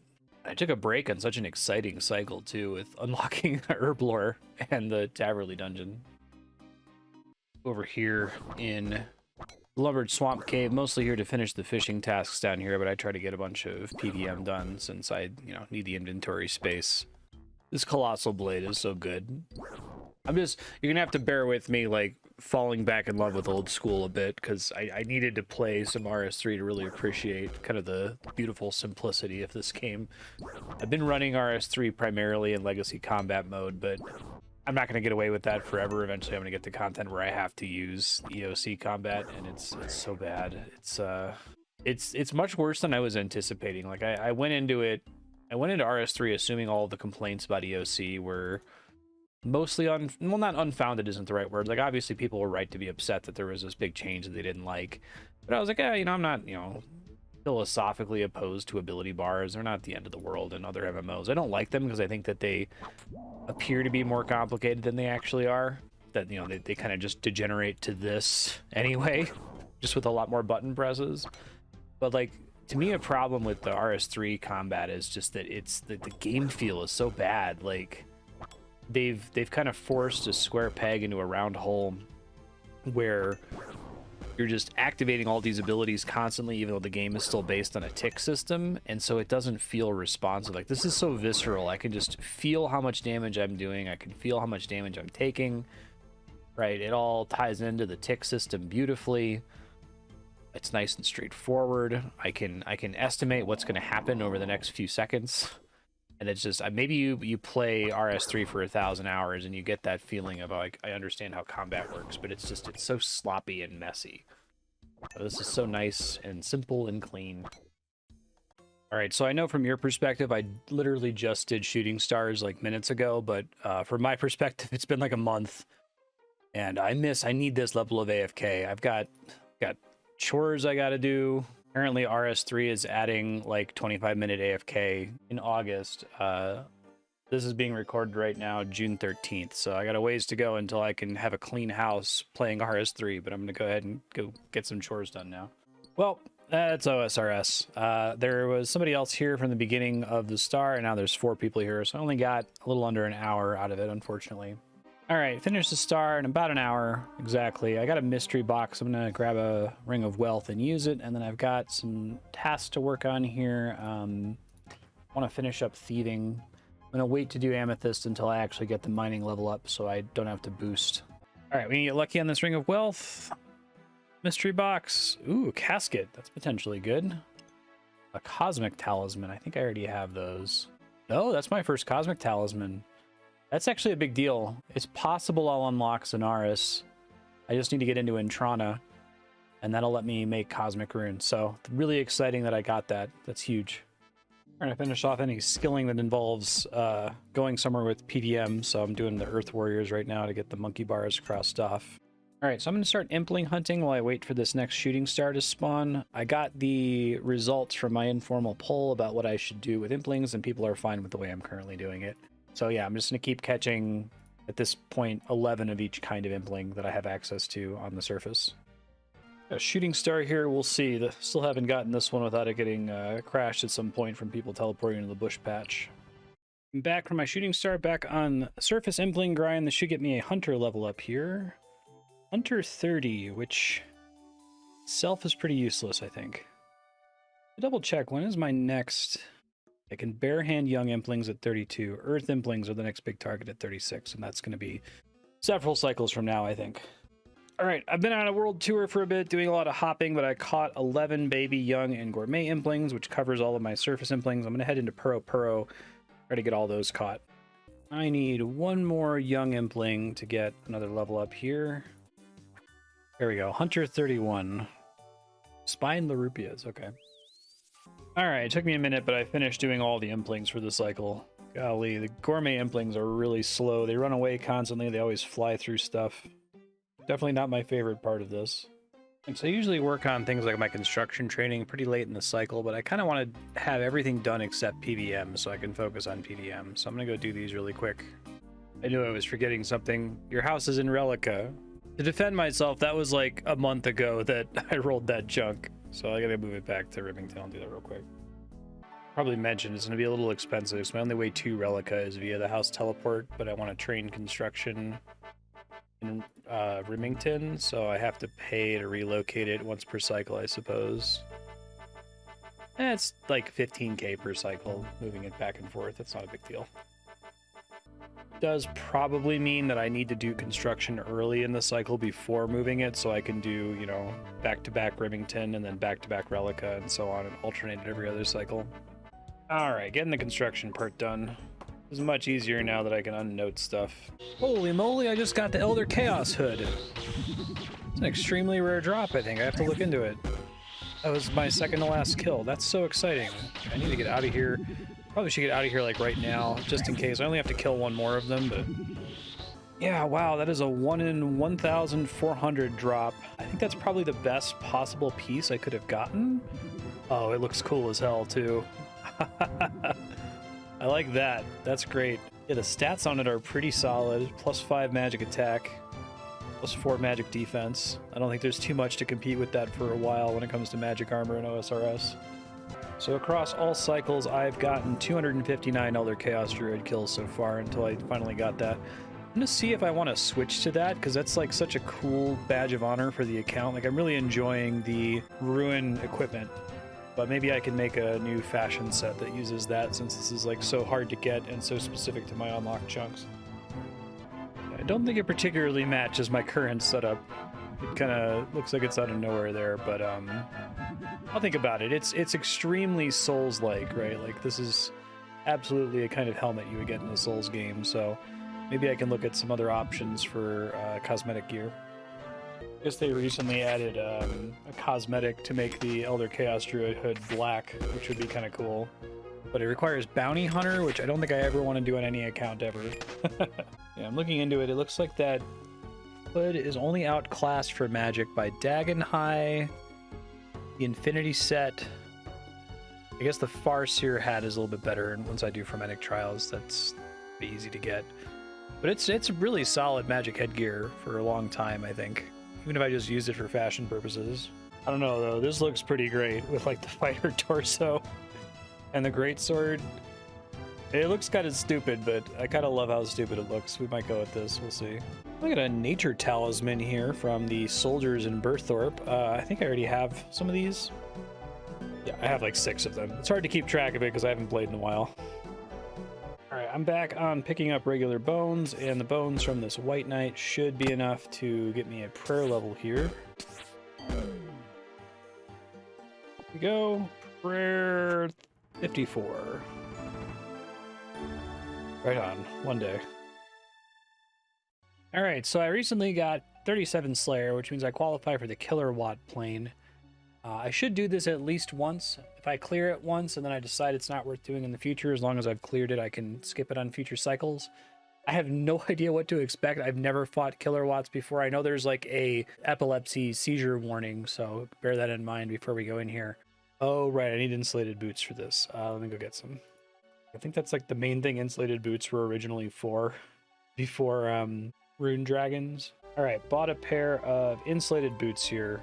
Oh, those actually look pretty good. All right, trying this again. Oh my god, I didn't know they had arms and legs. That's terrifying. They attack every 2 ticks. I don't know if I can protect melee against them. It means I can't prey flick them, right? I guess the flashing effects they were talking about, I don't actually see.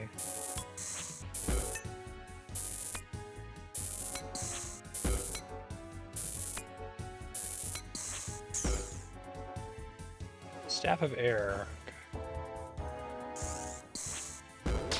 Protect melee works, but I'm gonna have to leave to recharge every so often, so I don't think I can per-flick 2 ticks. Most people can, but like my internet quality isn't high enough, see. Another quiz show random here. Let's see. Already have the Ring of Wealth on me, so I'm gonna open this guy up. It was a flyer. Ooh. You guys also drop regular ashes on every kill, which is kind of weird. All right, I'm gonna go bank. They're not as bad as the wiki makes them out to be, but their drop table's pretty boring, and they're kind of annoying because of their attack styles. So once I kill them here, I probably will skip them on future cycles. This is the last Killer Watt. There are 26 down here, and then I'm probably gonna skip these going forward. Look at the drop table. Not technically have a chance to drop a Mystic Fire Staff, which would be my first time getting access to that, but it's not. I don't think it's worth it. All right, I got a casket. I got some easy clues when I was doing some PVM here. That is terrible. Doing the Wilderness Shooting Star right now. I'm actually signed in to my main account on RS3, mining for Nechrite at the same time I'm doing this, so I can't come and defend myself like I usually do. I just brought some food, and hopefully I'll be able to wait out the aggression timer here. We'll see. Man, I cannot get a solo star for the life of me this cycle. I don't know what's going on. There's always somebody who shows up right away. All right, y'all, I'm still working through PVM, but I want to go ahead and formally mark the Reroll Square chunk 100% complete. We can now complete it because of those finds that I cleaned earlier. I just have to murder this barbarian here. There we go. Victory achieved. Reroll Square is completely done. Going forward, I'm going to be able to run that rooftop course as many times as I like, and I don't have to kill Johnny the Beard anymore, which is a minor benefit. All right, and because the cleaning finds minigame is spread across 2 chunks, technically, I'm also going to be able to complete East Reroll Gate, which mostly is going to give me 4 extra guards that I can pocket 28 times each starting next cycle, and I can skip like 89 trees, which is pretty swell. I just have to kill these guards. I've already pickpocketed them. All right, and this one is the very last guard. There we go. Victory achieved. Mark this one done. East Reroll Gate is complete. About to get an attack level here. There it is. Attack 75. Taking it to 80. I actually finally got a 2-hour star over here. Somebody joined me partway through, but it didn't stop me from getting the 2 hours. It's extra time now before it despawns. Got about 3 minutes left, and then I'm going to try to pull another star if I can. Got the Alcarid Palace star. There's somebody already here, literally just started mining it, but I'm probably never going to... Well, I did get one that was 2 hours recently, but I shouldn't be picky with this one, I think. 80 minutes is still pretty good if nobody else shows up. Well, somebody called the cops on us. I never know why this happens. Like, I understand why everybody works together to call out stars generally, but if you're mining a star solo, or duo, or trio in my case. I think it was the third person who walked in who called the cops. You just, whatever, it's fine. The easy clue step here that requires the air tiara, which I can actually do. I'm not going to store it right now. I don't think I have an air talisman. Well, I guess I can make another tiara. I'll worry about it later, though. I'm just going to bring it, since there's like a bank right here, the stash tab isn't super necessary. That's kind of cool. There's a new update to the clue scroll plugin in RuneLite where it updates whether you're guaranteed to get a casket or not. It turns green and also just summarizes the step count. I don't remember if I filled this stash. I guess I'm about to find out. This is a guaranteed casket, though. I can definitely make this. I did not fill this stash. Okay, well, I'll go get these items together. I might have to craft a steel plate skirt, but that's fine. Well, that's convenient. I have a steel plate skirt left over from doing dig site soil sifting, because I haven't done Giant's Foundry yet.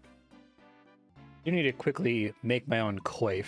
I had some, but I sold them, so I think I can just do that here. But I do need to go actually make the sapphire necklace, so I'm going to go track down a furnace real fast. All right, I got the sapphire necklace. I'm going to go ahead and put these all... Well, I guess I'll finish the clue and then put these in the stash. All right, here's the casket. Let's see what we get. That's terrible. I'm working through my PVM over here and got a long bone from Mill Giants. Those are always nice. One day, I'll get to cash all those in for a ton of construction XP. It's going to be great. Also just got another Chaos Talisman. It's not impactful at this stage of the account, but it's super rare. And a nice big tier 8 star here at the Mage Training Arena where I'm relatively likely to not get crashed. We'll see. It's far enough away from most people's routes so they don't tend to bump into it. But I really badly need mining XP. Trying to get to 92 so I can natively mine amethyst without having to boost for it. And it should happen, but not guaranteed to happen. If I mark this one off, I have 1, 2, 3, 4 more stars. If I get really unlucky with other players showing up, it might be a bit of a struggle. I was in the bathroom and almost missed this genie. Clicked it at the last second. Of course, continue to put that on Slayer. Thank you, sir. Not quite a level up. Hey, check that out. Prayer reordering is back in RuneLite. I guess Jagex has approved it again, so that's pretty cool. I got more than the full 2 hours there. I got 2 hours and 12 minutes, and there's a new one right over here at the Alcreed Mine that I'm just walking over to before that one even despawns. It's great. This one I'm not likely to get for the full time. I got a lot of XP on that last one, so it's actually pretty likely that I'm going to get 92 comfortably. 16k to go. Here comes big level. 92 mining. We are now halfway to 99. But I can now mine amethyst without having to boost for it, which is outstanding. That's the last unlock on the account for mining. Almost entirely through shooting stars on this account. It's an incredible achievement. I am going to keep going to 99. I considered stopping there just because shooting stars represent a really significant chunk of the cycle. But 99 mining is going to give the mining cape, which is going to be excellent for getting more ores for smithing, which I need for all sorts of things. So we're going to keep going. And if we get to 99, I guess I have the ability to stop any mining related tasks when I get to 99 in a skill. But I'm probably just going to keep mining because I'm going to need it for smithing. Much better day for shooting stars for me. I got full 2 hours of AFK.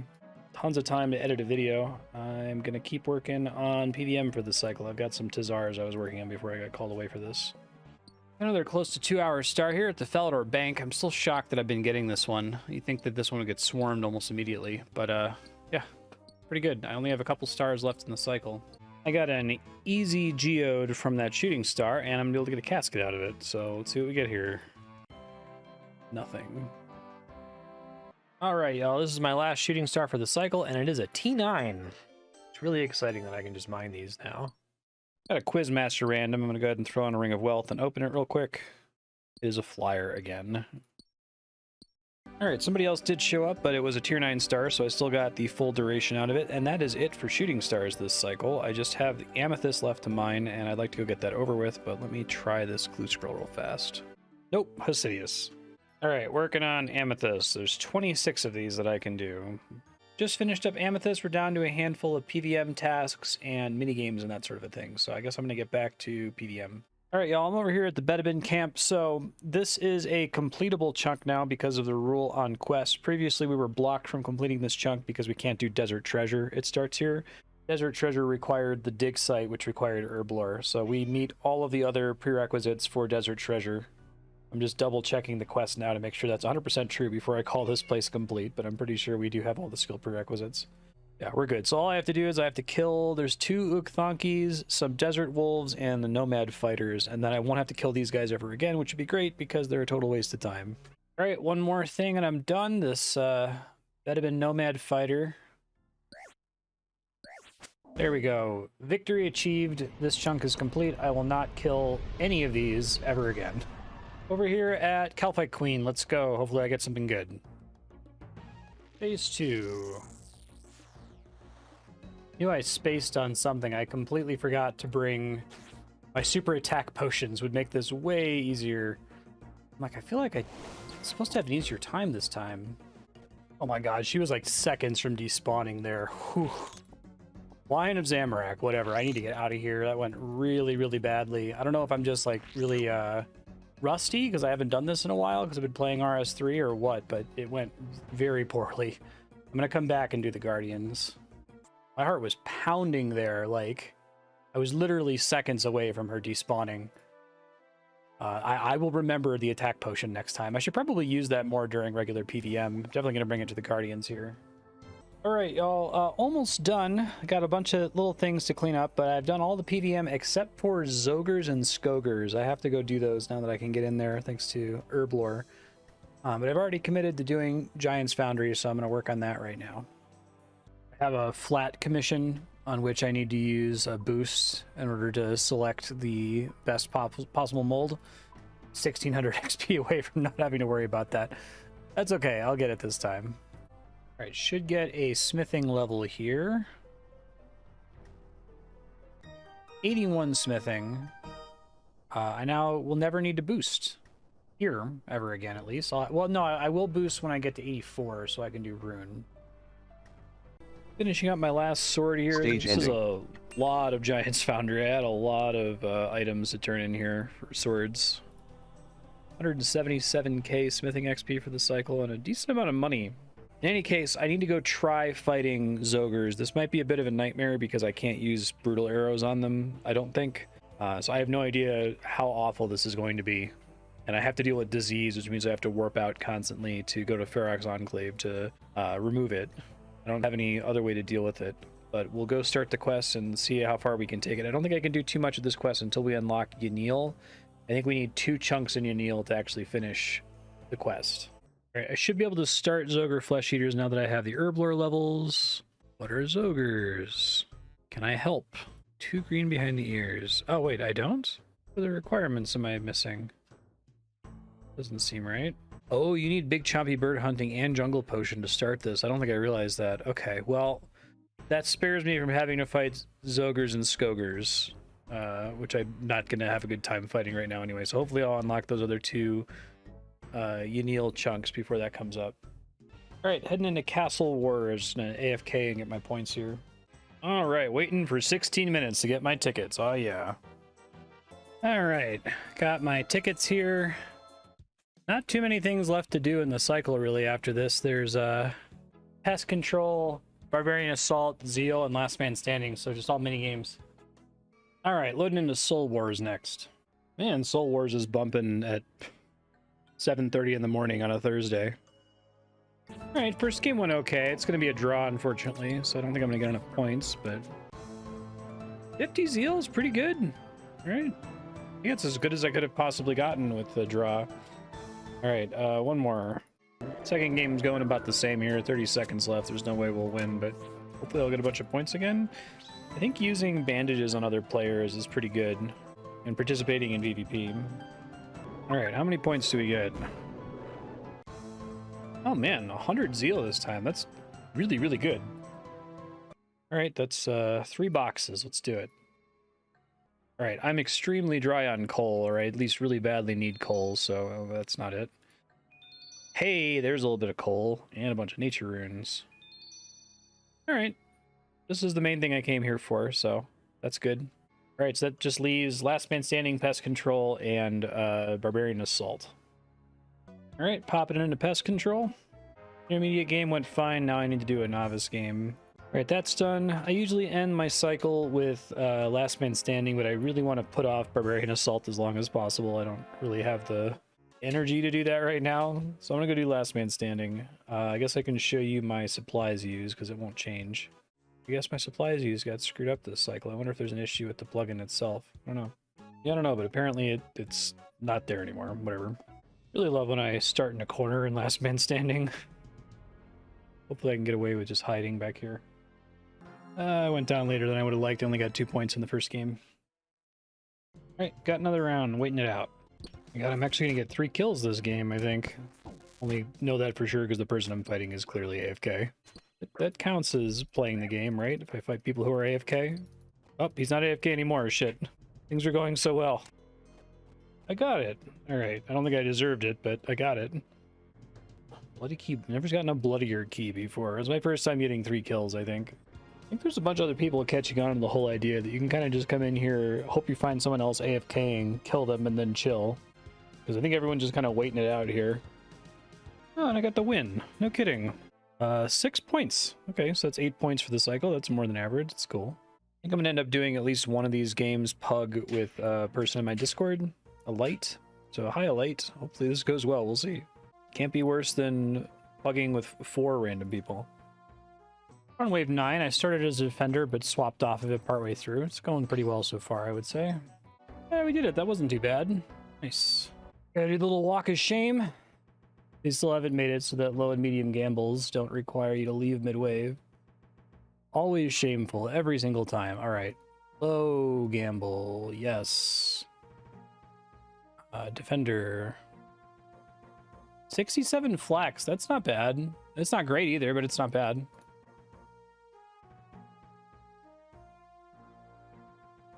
Quarm seeds is less good. Well, it finally happened. Someone abandoned while I was redeeming, screwing over everybody. Thanks, Jagex. I need 33 points for another gamble. I want to be done. I got my 500 points now. I'm just gonna finish the game rather than be a jerk, right? Light did a great job as a collector and spot healer. Had somebody DC right when the Penance Queen spawned. Kicked us all out. It's a great minigame. It's okay, we're back on it. They log back in. Just would like to be done with this. All right, I got 856 total attacker points. That'll leave me in a good position for next cycle. That's everything, though. I don't have anything else to do. Go actually get this high gamble, I guess. All right, please, game. I'm begging you. Give me something good. I keep getting bad stuff. Come on. Please. 21 Ranarr weeds. Oof. Not been good. Oh, I got Jekyll here while wrapping up the cycle. Give him a dwarf weed and take a magic potion. That could be useful in an emergency. And I could use that to maybe do some enchants down the line if there's something I need to boost for, or for like a diary step maybe. All right, y'all, it's the end of the cycle. Let's talk about summaries here. As usual, you can skip to the chunk roll if this doesn't interest you. All right, first things first, let's look at the time played. 61 days, 16 hours. That is about, let's show you the live split timer here. 69 hours, 21 minutes. Nice. Quite a bit longer, 12 hours longer than last cycle, but a huge chunk of that was accessing Herblore, doing all the stuff I did with Herblore, and selling a ton of things to the merchant here. I'm going to talk about XP next. Let me get that set up. All right, so here's the XP tracker here on the right. Got 1.4 million XP this cycle. That's getting kind of crazy. A lot of it from mining and smithing as usual. Attack, woodcutting, thieving. Herblore is huge, right? What matters here is the delta. We want to see how much XP we earned this cycle compared to last cycle in each of these skills. Total XP is up by about 140k. Attack is up by 87k. One, because I did almost all attack this cycle, and two, because we had to fight a ton of enemies in the Taverley dungeon. Herblore is up from 0 XP per cycle to 85k, so that's pretty awesome. Most of that boost in thieving XP is from all of these squirk juices I had been saving for many, many cycles. Big boost in agility XP is from turning in those tickets to get to 50. And the rest of this is all within our usual tolerances, I think. Nothing else particularly exciting to point out here. As far as upcoming exciting levels go, More herb lore levels are always going to be useful. I'm probably going to open each cycle with using up all my herbs so I can keep track of what my new herb income is looking like. I do have herbs that I earned this cycle that I haven't spent in anything. This is all from stuff that I did now. But just any herb levels at all gets us more potions, which is really good. 80 fletching is so important. We're so far away from it. If I look at the banked XP plugin here, even if I were to fletch everything in my bank right now into unstrung longbows, we still don't even get to 79. But if I can get that magic short bow, that's going to be pretty huge. And it's going to make me feel a lot better about switching to range training.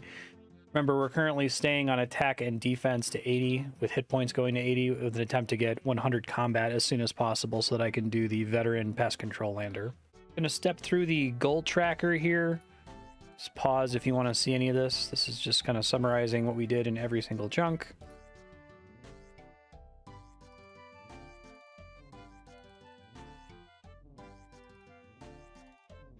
Note that next cycle we're going to be able to do the Varrock rooftop course until a Mark of Grace spawns, so pretty big boost in agility XP.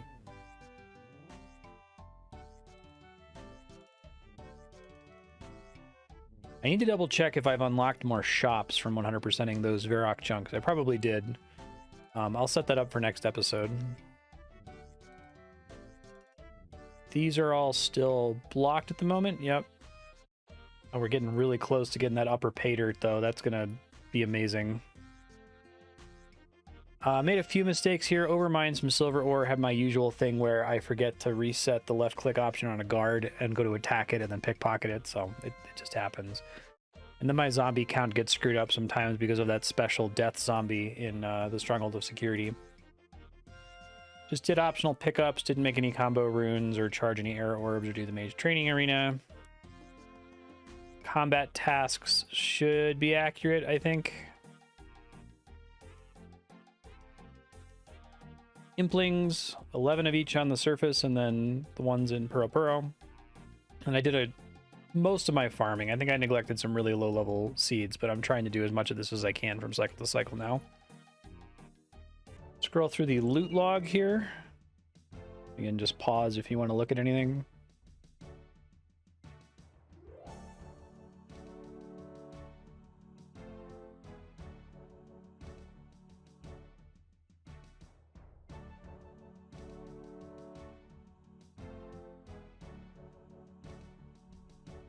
And random events, pretty good actually.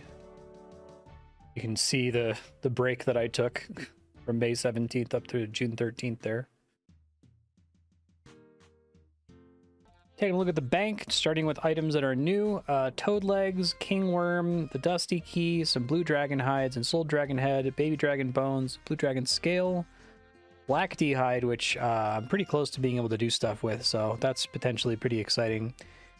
Adamant Dart P, and sold Hellhound Head, a bunch of potions, and there's probably more potions that I ended up decanting and moving into the herb tab that aren't included here. The Varrock Armor, a rogue kit, very sadly. Every time I don't get the rogue outfit, I think I'm going to be very sad. Pestle and Mortar, which is gigantic. This is such a huge drop. Well, it's not a drop, it's a huge unlock. It lets us do so much. In addition to just being able to do herb lore, being able to do squirk juices is big as well. Amulet of Chemistry, Chocolate Dust, Goat Horn Dust, Cosmic Talisman. This is from a casket. The Elder Chaos Hood, which is wild. I don't know if I'm going to use this as my fashion scape, but it's going to be my best in slot mage helm for an extremely long time, and it looks sick as hell. It looks Dark Souls as hell. Like that, yeah. There's a creature that looks just like that in several Souls games. Got an air battle staff. Picked up my insulated boots. I've had access to them, but I got them to fight killer watts, which I'm probably going to skip in the future. I guess the brass necklace doesn't really count. I got a right eye patch from fighting some pirates, so that could be a fun fashionscape option. And we just got this magic potion from giving a clean dwarf weed to Dr. Jekyll. So let me move all this stuff around and give you a bank scroll. All right, clean at the bank. Here's the scroll. Just pause it if you want to take a look at something. Probably a little bit of cleanup to do. Like there's a super attack lying on the wrong tab there.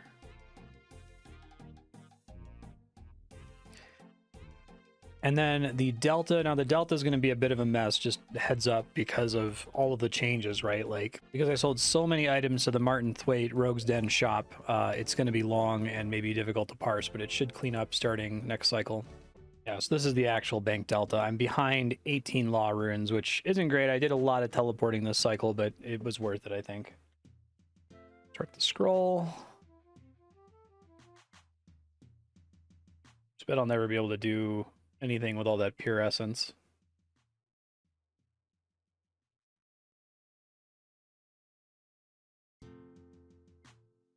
And you saw me scroll past it there, but we're, even with buying more bank space, we're still up like 2.3 million GP. So pretty great to be at around 2.8 mil. In case anything comes up, it'll be nice to have that available. And that about does it for the chunk overview. Let's roll the new chunk. All right, y'all, here we are on the chunk picker. I probably need to spend some time on this. Maybe I'll do this next cycle, re-ranking the chunks that I want. Because obviously the biggest one by far was South Taverley. That's been my dream chunk since the beginning. That's been my dream chunk since I first ever watched Limpward or any chunk account. Is just like, wouldn't it be so cool to build up herbs and herbs and herbs and herbs and then suddenly unlock Taverley and just have like this orgasm of herblore XP, which is what happened. So even if this account doesn't make it terribly far, I'm happy to have actually done a chunk account that unlocked Taverley and unlocked herblore. I really, really want Entrana. I think that's probably my new #1 chunk, just because it unlocks some quests and some other content down the line that's going to be pretty helpful. And everything else you've heard me talk about before. So there's like 58 chunks to pick from. Let's go ahead and see what happens.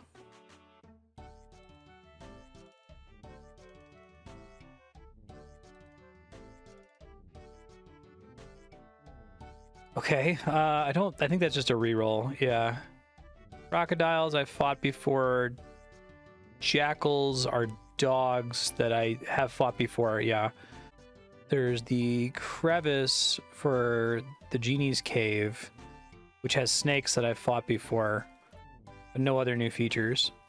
So I think since this is a reroll, whenever we get a reroll like this, I'm going to delay, the next chunk until next episode. That'll leave you a bit in suspense as to what we're going to get next. I want to show you the chunk roll history so you know I'm not cheating here. So you'll see a giant gap from the last roll to now, May 10th to June 22nd. But there's no shenanigans happening here. These are all my true and legitimate chunk rolls. It's pretty crazy. So yeah, I'm excited to see what we get after this reroll chunk. This does put us right next to Narda and right next to the agility pyramid, which would be sick. And right next to nothing at all. But I would love to get the agility pyramid or Narda. They both have some interesting content there. Thanks folks for watching, and we'll see you next time. Bye.